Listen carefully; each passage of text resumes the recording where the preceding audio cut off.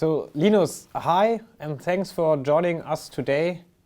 Um, you are an old friend of the Craft Beer Corner. You used to live here in the area, now you moved to the US. So, you started in Brazil, you're from Brazil, you came to Germany. I heard that you did some like Kölsch and Altbier tours around here, and then you started to work for Ale Mania as a brewer. You brewed there, and now you moved to the US. And you also were a loyal customer to our bar, of course. That's why you're here. Yeah, And then you moved to the US, and you already bought a small brewery, a microbrewery. Maybe you could tell a little bit more about that.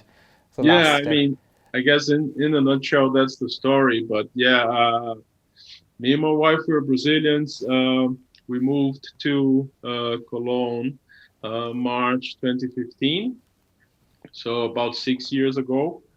Um, we are engineers by education, and we used to work at Ford Motor Company in Brazil, and moved to Cologne to work at Ford there. And we have been craft beer geeks since a little bit more than that. I guess we started into craft beer a long time ago, but we started to get deeper into craft beer around 2010. So then when we got to Cologne, we felt like uh, something was missing. I mean, we would go to restaurants and bars, always had a Pils, a Kölsch, and a Weizen, but not much else. So we had to find places and spots to go to buy a pale ale or an IPA. And then we were also lucky that end of 2016, the Craft Beer Corner opened in downtown Cologne. And then I think we were there since the first weekend. Uh, just for the the options finally to have a place to go and drink good craft beers, either from Germany or from other countries. And then 2019, quit my job at Ford and started working as a brewer at Ale Mania with Fritz Wülfing and Detlef in Bonn. I loved working there, loved brewing with them. I think we brewed a lot of cool beers, a lot of interesting stuff.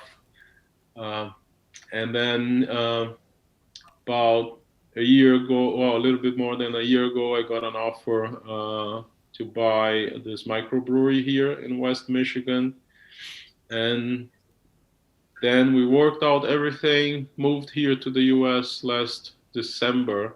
And now we are in the process of finalizing the purchase of the brewery, getting our own licenses so we can finally, hopefully by summer, start doing our thing, our beers, our food, and our branding and everything.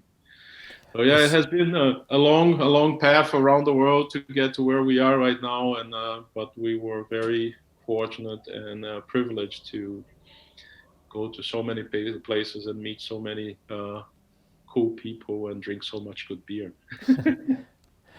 What are you doing right now, if I could ask? Are you brewing already in the brewery? Are you managing a tap room, or is it just the paperwork and you just waiting desperately to to start? No, we are working with the current owners on the transition. I already brewed 5 beers there. I'm about to brew 5 more in the next weeks. Um, we are running the tap room a couple of days a week to help them, but also to learn how to manage a tap room, how to tend to customers, serve customers, how to manage a kitchen, which is something completely new and foreign to us. Yeah, I can But imagine. Yeah. yeah, I mean, we're doing a little bit of everything here and there, and trying to get to know more of the local community, to get more involved with the local brewing community and the people who live right around the brewery as well. What is your personal focus in beers? Do you just take what you like and try to redo it, or you have a special style you're focused on? Well, I I like drinking IPAs, but I'm not just an IPA drinker. I like craft beers that there's a beer style for any moment. or any time of the day. So some days I'm into pilsners, some day I'm into IPA, some days I just want an imperial stout, a doppelbock, or a Belgian beer. So I really don't focus much on one thing, and I don't like to limit myself as a brewer to do just one thing as well. Just to give you an idea, on the first 5 beers that I brewed here, since we brewed a German Pilsner, a Doppelbock, a Belgian Triple, a New England style, and a West Coast style IPA. So it's there's a bright range, yeah. a wide bright range. Because it's also something we'd like to do, is to offer a broad range of options for the customers, so they always have something that they might like on the tap room. Well, that's cool. And then the idea for the next round of beers is to do a Hefeweizen, a Kölsch, an Imperial Stout, a Maibock, and I forgot the fifth one. I forgot the fifth one, but it's an Imperial Stout, a Maibock, a Kölsch, a Hefeweizen, and a double IPA. Yeah. Well, that's you got a little bit of everything there. A little bit of everything, yeah. So I like brewing classic styles, and I like to put my own twist on classic styles, but I also like to go crazy on different beers, like the milkshake IPA that Ale Mania did about 2 years ago. That was my idea with a couple of other crazy Brazilians, and we were able to convince Fritz to do it. Yeah, I think I drank it. It was some time ago. You moved in December, but it was like a year or a year and a half ago. Am I right there? Yeah. So it was beginning of 2019. We launched the Mango Maracuja Milkshake IPA. That was a collaboration with a Brazilian brewery and a brewery from Luxembourg. And slightly after that, we did the Pina Colada, which was a off project. So same base milkshake IPA with kokosnuss and ananas. By the way, cheers. I heard you have a beer there. Oh yeah, cheers. Cheers. Nice glass. Yeah. Yes. I like the gimmicks you put there, like the picture in the back and the glass. It's very well prepared. The dome, we missed the dome. I mean, Cologne is nice because everywhere you are in the city, you just need to look up and you see the dome and you feel good. So and that's why you placed. That's why you placed pictures of the dome everywhere in your flat, so you can see it from everywhere you go. You can always see the dome whenever we are at the flat. Yeah, my wife is crying right now. We miss Cologne. I mean, it was a really good period in our life, and it was a really good place to live at. Yeah, but you're starting something new, and what I'm wondering, since we have since we have US craft beer today in our tasting, in our live stream, how do you compare the US craft beer market to the European, or especially the German, which is also a little bit different, I think, than the European? Oh yeah, I mean, the US craft beer market is much more mature. You have a lot more options and a lot more penetration. Like if you go to any supermarket, they have a fairly well diverse craft beer selection. They always have local stuff in there.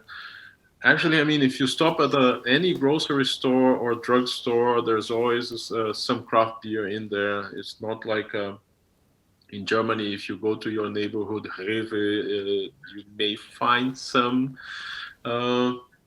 classic German beers besides Kölsch and Pils, but it's hard to find, like a pale ale or an IPA. Here, anywhere you go, I mean, you will stumble with craft beer. And any bar you go, they have at least 10 different craft beers on tap. And this is also creates this idea when US Americans travel to other places, to Germany, they go to a bar and a restaurant, they look and they say, what, just 2 beers on tap? And I said, man, you're spoiled. I mean, you have so much options. But is it then good beer, or is it also like in the American market, the industrial stuff that you find in most bars? Or is it really a wide range of pretty good craft beer breweries. No, that's the cool thing is that even though most places they will have like Bud Light, Coors Light, and Miller Light, one of the three on tap. Uh, they always have a good craft beer selection as well. So if they have like a 10 tap system, 2 will be the big commercial stuff, and the other 8 will be nice and local brown ales, IPAs. Sometimes you find like an American wheat or even a sour beer on a random sports bar in like not downtown hip trendy places. So that's what's cool, and I think it's also because of regulations here in the U.S. A brewery can't go to a bar and buy 100% of the taps of the bar and get the bar to sign like an exclusive supply agreement, like it's common and legal in Germany, but also everywhere else in Europe. That a big brewery goes to a bar and say, hey, here's some money, you signed this contract with me, you're only buying my beer. This is illegal here, so that creates this more diverse market environment. But in the other side, I mean, it's diverse, but it's 80% IPAs. So sometimes if you want a different style, you have to work a little bit through the sea of IPA options to get what you want. Yeah, that was my next question. How is the clash of styles? Well, in Germany, of course, we here know and our viewers know, and you, of course, too. We have a lot of traditional beers, and I mean lager beers. Here is the Kölsch, adds on to it, or sometimes something special like a Berliner Weisse. But basically, we got a lot of Pils and Helles and stuff like that. And in the US, you have like the IPA, the big IPA. I don't know how to say it. It's a big IPA boom you had in the 60s, 70s, and now it transformed into what we know as craft beer now. Yeah. I guess it was like the first awakening for customers in the US was that hops can give a really good flavor in beer, and that just created this IPA craze that people want to drink IPA heavy beers. But then I get customers coming in and say, I'm not a big hop fan, I like dark beer. So then you need to have your stouts and your porters for them. But by the way, sorry, finish your sentence. I didn't want to. No, but even still, like 70% of sales are IPAs. I mean, our best-selling beer right now is a New England style IPA. So yeah, of course. That's how the market is. But that's how it works. It's better than nobody drinking the beer. So they drink a beer. So that's good. What are you drinking right now? That's what I wanted to ask. So just because I said it, it's a New England style IPA. And I bought it because I like the label. It's called Cat in a Wall. It's a New England style IPA from Oddside. Oddside is a local brewery here from Michigan. Somebody put a label on top. But it's a really good brewery. It's a nice, juicy IPA with Centennial, Mosaic, and Chinook hops. So right on my alley. And they do really good IPAs and also barrel-aged imperial stouts. So. We right now we have some USBs here, as I said, Equilibrium and Trillium. Also, 2 of them are hazy IPAs, or a double IPA from Equilibrium and a barrel-aged sour from Trillium. So once in a while we try to get US beers here. Of course, we have a wide range in Europe too, and it feels always a little bit bad to send the beer across the world to drink it here. But still, if we're into craft beer and we want to provide a wide range. Yeah. You know the breweries, Trillium, Equilibrium? Of course you know them. Sorry. Sorry to ask. What do you think of them? They're really good breweries, actually. I think I had my first Trillium or Equilibrium at the Craft Beer Corner. They are really good breweries, really good juicy, hazy IPAs. I haven't had neither of them here in the US yet, because I'm still trying to drink as much local Michigan beer as possible. And Michigan having 380 breweries in the state, I mean, that's a lot of options. Well, you need one more than one. You need more than one life to try all the breweries in the US. I guess. To try everything. Oh yes, to try the 8,000 breweries in the US. I mean, you need more than one life. When you start the brewery, when you take over the brewery, is it possible that we get some beers here in Cologne, some of your beers? Do you think that's possible, or? Well, I think that's something we can definitely work on. We can definitely because the plan is to grow step by step. I mean, to start brewing our beers and selling them mainly in the tap room. Second step is to start distributing kegs to bars and restaurants in the area, and then start canning the beer to also start distributing in the area. But if we can find somebody willing to import beers into Germany, we would more than happy to send some your way, so you guys could try them as well. Or maybe I could find somebody to brew our beers there for us, so then you have nice and fresh beers from us over there. That sounds actually great. It's for me. It's always after I talk with a brewer or we talk about tasty beer. I always wanted to try what they do, so that's why I'm asking. And I think some people out there also want to try what you are doing. Some of them got the chance. I think a lot of people drank the Ale Mania beers here in the area. Oh yeah, I mean, if you had some of the new cans from Ale Mania, I mean, the first round of cans, I was there for all of them. So if you had those, if you had the Vinta IPA from Ale Mania, I had a good deal in that one as well. I was brewing everything, but on creation, I think the Vinta IPA was a really cool one. On the last round of cans, I had two of them I brewed, and I traveled before I could even taste them. One was the Apfelstrudel Double, which was again a collaboration with a Brazilian brewery, and the Gupasso, the guava pastry sour. That was also a crazy idea from. Well, I tried the last one. The last one I already tried. This was very tasty, and it was not so sour. It was more, you got this full rich raspberry taste, which I liked a lot. Oh yeah, I mean, yeah, I was happy that Fritz sent me those cans here so I could try them once they were ready, and I was really happy with the results. So very subtle acidity, a nice body creaminess from the lactose in it, and a good fruity flavor from the guava. So I was really happy with the results. So we still can drink some of the beers you brewed here in the area, and oh yes, soon to come. What's the name of your new brewery? I didn't ask that.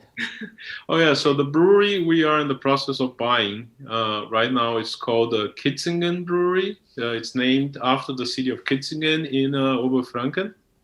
Okay. Oberfranken, no, Unterfranken, because that's where the current owner was stationed with the U.S. Army in the 1980s. So he decided to name the brewery after the city of Kitzingen. But we're going to change the name. We're still working on branding a little bit, but I think I can show you what it will be. And here you need a little of a background. Me and my wife, we don't have kids, but we have 3 cats that we love, and that we brought from Brazil to Germany, and then from Germany to the US. So the brewery will be called the Three Gatos, or Tres Gatos. That's cute. So now I know why you like the other beer you got there, because there's also a cat on it. Oh yes. I get you now.